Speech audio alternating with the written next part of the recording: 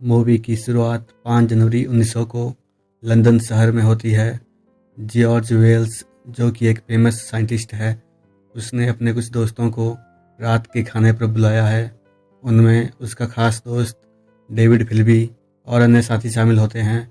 वे सब जॉर्ज का उसी के घर पर इंतज़ार कर रहे होते हैं, जबकि जॉर्ज घर से गायब होता है, लेकिन उसकी मेड मेहमानों का ख्याल रख रही होती है।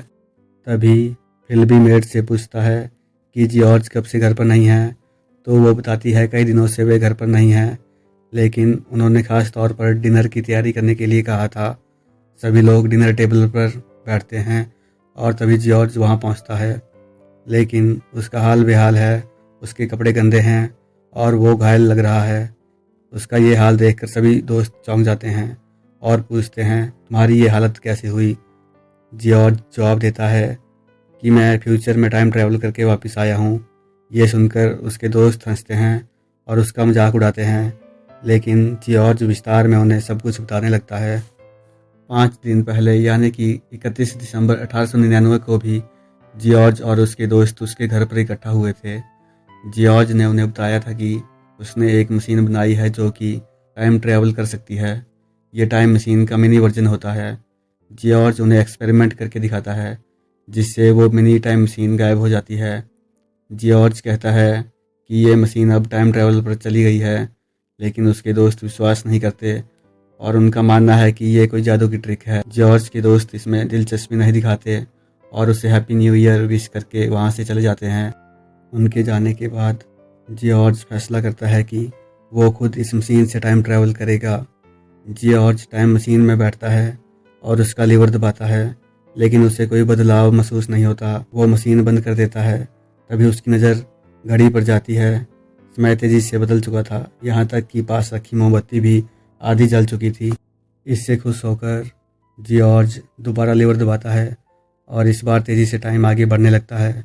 जॉर्ज सब कुछ अपने सामने बदलते हुए देखता है और देखते ही देखते वह 1917 में पहुंच जाता है। यहाँ जॉर्ज अपने दोस्त डेविड फिल्बी के बेटे से मिलता है, जो कि अब जवान हो चुका है।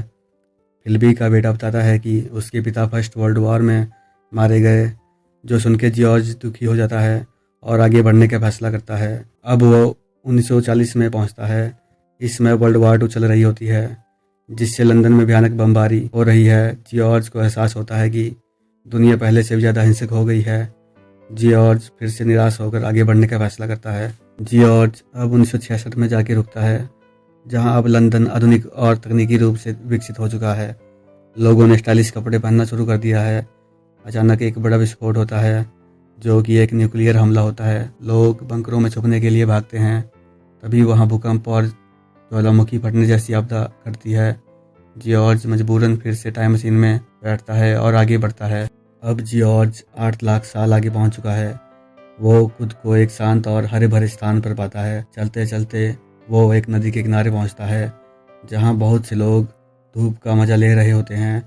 अचानक वहां एक लड़की पानी में डूबते हुए चिल्ला रही होती है, लेकिन कोई भी उसे बचाने की कोशिश नहीं करता। तभी जॉर्ज पानी में कूदता है और उस लड़की को बचा लेता है। जॉर्ज अपना कोट उस लड़की को उड़ाता है, लेकिन वहाँ मौजूद लोग इस पर कोई ध्यान नहीं देते, जैसे कि उन्हें कोई फर्क नहीं पड़ता हो। सभी लोग वहाँ से जाने लगते हैं और वो लड़की भी बिना कुछ बोले वहाँ से चली जाती है। जॉर्ज उन लोगों का पीछा करते हुए एक पुरानी इमारत तक पहुँचता है।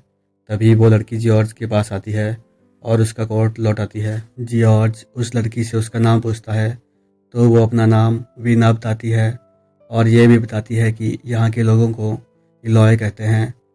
जॉर्ज वीना से पूछता है कि जब तुम डूब रही थी तो किसी ने तुम्हें बचाने की कोशिश क्यों नहीं की?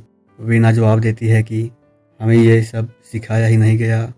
जॉर्ज पूछता है कि यहाँ कोई बुजुर्ग है जिससे मैं इस समय के बारे में कुछ जान सकूं? तो वीना बताती है कि यहाँ कोई बूढ़ा नहीं होता।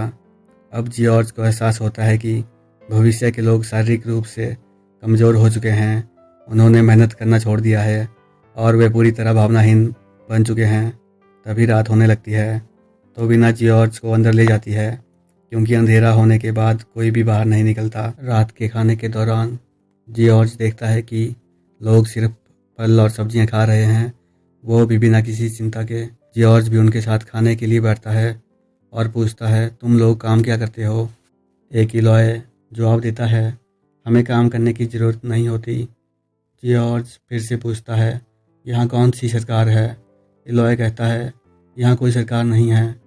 अब जॉर्ज पूछता है, फिर तुम्हें कपड़े और खाना कहाँ से मिलता है? तो उसे जवाब मिलता है, यहाँ कोई काम नहीं करता।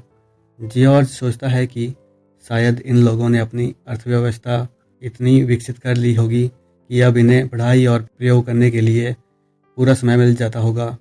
लेकिन तभी एक इलॉय कहता है, तुम बहुत सवाल पूछते हो। जॉर्ज कहता है कि यहाँ कोई ऐसा जरिया है जिससे मैं इस समय के बारे में कुछ जान सकूं। तभी एक इलॉय उसे ऐसी जगह ले जाता है जहाँ बहुत सी किताबें होती हैं। ये देखकर जॉर्ज खुश होता है, लेकिन किताब को हाथ में लेते ही वो बिखर कर टूट जाती है। जॉर्ज को इस बात पर गुस्सा आता है और वो अपने वर्तमान समय में जाने के लिए वहाँ से निकल पड़ता है। लेकिन जॉर्ज देखता है कि उसकी टाइम मशीन गायब है, जिसे कोई वहाँ से घसीट कर ले गया होता है। तभी वीना भी जॉर्ज का पीछा करते हुए उसके पास आ जाती है। वीना बताती है कि तुम्हारी मशीन को मोरलॉक्स घसीट कर ले गए हैं। जॉर्ज पूछता है कि ये मोरलॉक्स कौन हैं और उन्होंने ऐसा क्यों किया। वीना जवाब देती है कि ये वही लोग हैं जो हम इलॉयस को खाना और कपड़े देते हैं और बदले में वो हम इलॉयस को अपने भोजन के रूप में इस्तेमाल करते हैं। तभी जॉर्ज और वीना कुछ लकड़ियाँ इकट्ठा करते हैं और जॉर्ज आग जलाता है। वीना आग को आश्चर्य से देखती है क्योंकि इलॉयस को आग के बारे में कोई जानकारी नहीं होती। वे दोनों आग के पास बैठकर बातें करते हैं। अगली सुबह जॉर्ज और वीना टाइम मशीन को ढूंढते हुए एक खुले मैदान में पहुंचते हैं जहां उन्हें धरती के अंदर जाने वाली सुरंगें दिखती हैं। वीना बताती है कि इन सुरंगों के अंदर मोरलॉक्स रहते हैं। तभी वहां एक सायरन बजना शुरू होता है और सभी इलॉय मोरलॉक्स की सुरंग में जाने लगते हैं। वीना भी उनके साथ अंदर चली जाती है, लेकिन जॉर्ज बाहर ही रह जाता है। जॉर्ज बाकी इलॉय से पूछता है अब इनके साथ क्या होगा। इलॉय जवाब देता है अब ये लोग कभी बाहर नहीं आएंगे और इन्हें कोई भी बाहर नहीं ला सकता। जॉर्ज कहता है तुम्हें उन्हें वापस लाने के लिए कोशिश तो करनी चाहिए, लेकिन इलॉयज को इस बात से कोई फर्क नहीं पड़ता। जॉर्ज अकेले ही सुरंग के अंदर जाने का फैसला करता है। धरती के अंदर वो बहुत से मानव कंकाल देखता है, जिससे वो समझ आता है कि मोरलॉक्स इलॉयज का ये हाल कर देते हैं।